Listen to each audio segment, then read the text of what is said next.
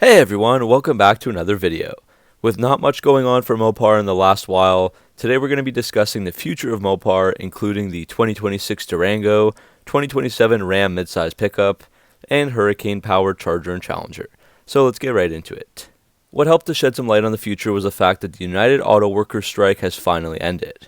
Obviously, to end the strike, UAW leaders were able to come to an agreement with Stellantis and other manufacturers, and those details were shared with those members. The agreement outlined job-related information like wage increases, but also detailed production plans for upcoming models with respect to Dodge, Ram, and Jeep. So today we'll focus on just the first two brands. We'll begin with Dodge, starting with the Durango. Also note that any shots you see of future vehicles are going to be artist renditions and sketches. There's been lots of mixed information on what happens next for the Durango. We have heard about a body-on-frame next-gen design. We have heard about Dodge reviving the Stealth brand to replace it entirely, and we've heard that it will have an all-electric future. So what will it be? First off, the Durango nameplate is here to stay. It would not be a wise decision for Dodge to get rid of the Durango, as it is one of the longest-running and most popular SUVs in the American and Canadian markets today. It was introduced in 1998, with the current generation launching in 2011, with major updates in 2013 and 2021. Over the past 11 years, the average sales just in the US alone are 63,015 units annually, which is a very decent figure, especially considering that the price isn't so cheap. So the current Dodge Durango will continue production at the Detroit Assembly Complex through 2025. So that would mean it would continue as we know it for the 2024 and 2025 model years, so it's not getting a change right now.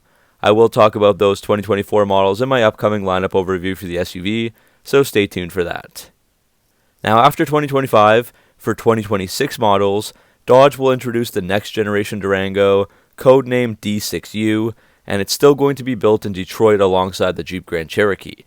This D6U Durango will be built on the unibody Stella large architecture, so that more or less quashes rumors it will be body-on-frame, as sources have previously suggested. It will be introduced as a battery electric vehicle, but there will also be a gas version as well, and it's almost a guarantee that version uses the new 3-liter twin-turbo Hurricane inline 6-cylinder engines. It makes sense that Dodge will share powertrains just like they did with the Charger and Challenger and Durango, so I anticipate the electric Durango to use the 400-volt and 800-volt architecture from the Dodge Charger Daytona EV, as they are built on the same Stella large platform. It won't share the same specs as the 2025 Ram 1500 Rev, which is built on the Stella frame platform instead.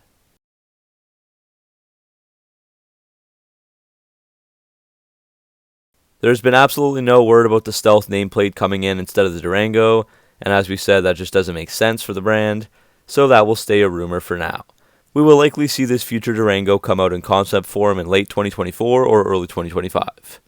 But either way, the Durango will live on. Now, Dodge has laid really low when discussing specs and features of their next-gen muscle cars. Those numbers are what Dodge previously teased for the Daytona concept. They may be tweaked by the time it actually comes out. The 340 is likely rear-wheel drive, with the other two all-wheel drive. We know that the Daytona Charger is the battery electric vehicle specific model, and Dodge has released their power numbers on the 340 and 440 models, both of those numbers a throwback to the past, but also indicating kilowatts. You can find those horsepower numbers on screen, and each has an E-Stage 1 and E-Stage 2 to add even more power from the factory. These are 400-volt systems, but the top model Banshee that has been shown off around the auto show circuit uses an 800-volt system, which is rumored to have around 880 horsepower. All of these power numbers are improvements over the current Hemi V8s to some degree, and then when factoring in all-wheel drive, instant torque, and lighter curb weights, they should make customers happy with the performance, despite all of us being very disappointed to see Dodge scrapping their V8s. Many people are also wondering about the Challenger and about gas engine options in general. That's where Dodge has been secretive, but recently some leaked pictures on Challenger Talk reveal a Challenger body and white chassis of a two-door muscle car that seems pretty identical to the Charger Daytona SRT concept, and looking closely shows that the car looks like it will come with a transmission and drive shaft, which means a gas engine. On October 26, 2023, website The Drive says that their inside sources have confirmed that the next-gen Charger and Challenger will come in both full electric and gasoline-powered variants, with the gas engines being the 3-liter Hurricane twin-turbocharged inline 6-cylinder engines, of course. The 3.6-liter Pentastar V6 could also return, like it has for the 2025 Ram 1500. This platform, known as the LB platform, will be both rear-wheel drive and all-wheel drive, and have an updated 8-speed automatic, which I'll talk about in a moment. Last year, Dodge CEO Tim Kuniskis did say that Dodge would build an all-electric muscle car, but he was referring to the Charger Daytona SRT, which will be EV only. Then there will be other non-Daytona Chargers and Challengers that are different. It doesn't make any sense at all for Dodge to suddenly go full electric only, and they do need a stepping stone, which would be a gas engine. These Hurricanes are directly comparable to the 5.7-liter and 6.4-liter Hemis, making more power with the standard and high output versions of those Hurricanes, while having 15 to 20% better fuel economy. We've already seen these engines now under the hood of the Jeep Wagoneer and Grand Wagoneer and the Ram 1500s. The Jeep Grand Wagoneer saw a noticeable performance improvement with the Hurricane over the 6.4-liter Hemi, so the same thing could happen for the Challenger. The drag pack, always based on the Challenger, will also have a Hurricane race version under the hood, so it makes sense to run the Hurricane in the next-gen Challenger as well. That would really help differentiate between the cars for the buyers, too. Dodge could also use the next-gen ZF 8-speed automatic transmission, which has integrated hybrid technology, and that could lead to a hybrid Challenger as well.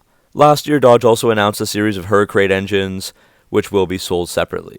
So both the standard and high-output Hurricanes already put out more power stock than the 5.7-liter and 6.4-liter Hemis that they are competing with, and the lighter, more compact Challenger with better fuel economy than the Hemis could be a recipe for success.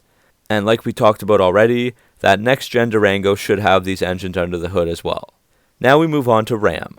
I've already done a video on the 2025 Ram 1500s with the various models like the Rev and Ram Charger, and I can do separate videos on those with more detail going forward. So today I just wanted to touch on the midsize trucks. The Belvidere assembly plant in Illinois was idled in March 2023 after the Jeep Cherokee was discontinued. According to the union, the plant closure forced many UAW workers to relocate and hit the local community hard. The UAW has been trying to save the plant, and in their agreement with Stellantis, there will be a production of a midsize truck at Belvidere.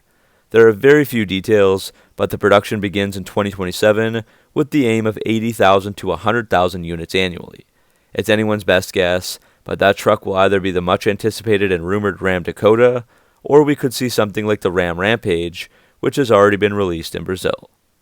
So that's it for today, just an update on the future of the Durango, Charger and Challenger, and Ram Midsize Pickup. What do you think about what we talked about today? Are you excited for the future of Mopar, or do you think they are going down a dark path? Let me know down in the comment section below.